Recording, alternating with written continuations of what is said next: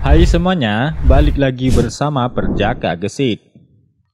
Perang nuklir, kadang disebut juga sebagai perang atom atau perang termonuklir, adalah kampanye militer yang menggunakan senjata nuklir. Senjata nuklir adalah senjata pemusnah massal yang mendapatkan energi dari reaksi nuklir, berbeda dari perang konvensional yang menggunakan senjata berupa senapan atau pedang. Perang nuklir dapat mengakibatkan kehancuran parah dalam waktu yang sangat singkat. Dalam catatan sejarah, senjata nuklir hanya pernah digunakan satu kali pada 1945 ketika Amerika Serikat mengebom dua kota di Jepang, Hiroshima dan Nagasaki menggunakan bom atom. Lantas, pada saat sekarang ini, apakah mungkin senjata nuklir digunakan oleh beberapa negara yang sedang berperang? Jawabannya tentu saja iya, mengingat ada beberapa negara adidaya yang sedang berkonflik saat ini, yaitu Rusia, Ukraina, Eropa, dan Amerika Serikat.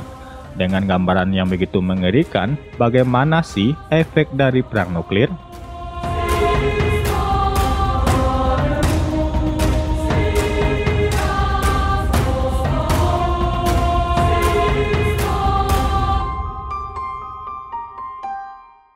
Efek yang paling awal yang dirasakan dari perang nuklir tentu saja adalah kehancuran total dari kota-kota target serangan nuklir. Berkaca dari dibom atomnya kota Hiroshima dan Nagasaki dengan kekuatan masing-masing 15 kiloton TNT dan 20 kiloton TNT.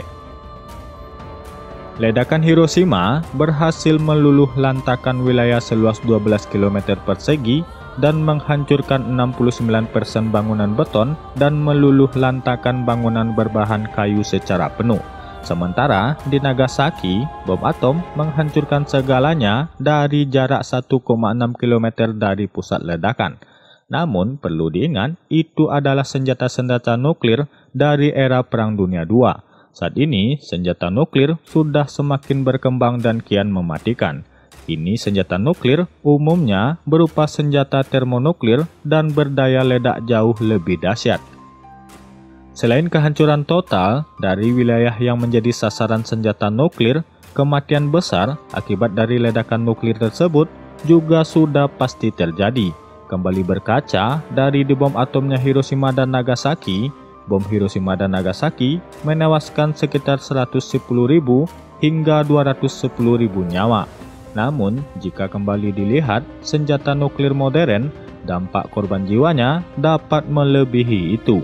Menurut sebuah situs, rudal balistik aktif milik China, Dongfeng 5, yang memiliki daya ledak 5 megaton TNT, jika diledakkan di kota New York, dapat membunuh sekitar 3.200.000 orang secara langsung. Selain itu, kehancuran infrastruktur sudah menjadi hal yang mutlak terjadi jika perang nuklir meletus. Sebagian besar kerusakan infrastruktur dari perang nuklir disebabkan oleh efek ledakan nuklir.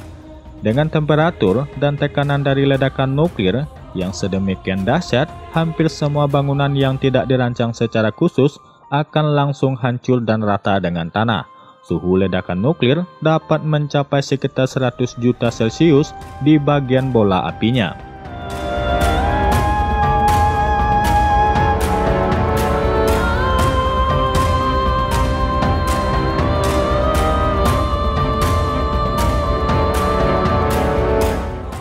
Kengerian ledakan nuklir tidak berakhir sampai di situ saja. Radiasi serta fallout nuklir akan terjadi selama dan setelah ledakan nuklir.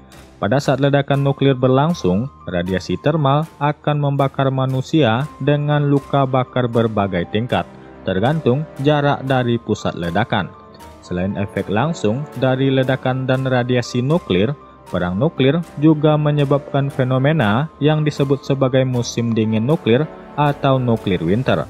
Musim dingin nuklir merupakan pendinginan global efek perang nuklir, menyebabkan rusaknya siklus hidrologi global yang disebabkan oleh asap jelaga nuklir yang memasuki atmosfer.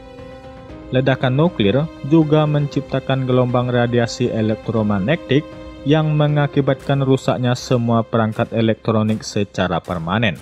Perang nuklir skala besar dapat mengakibatkan runtuhnya peradaban dan kemungkinan kepunahan umat manusia sangatlah tinggi.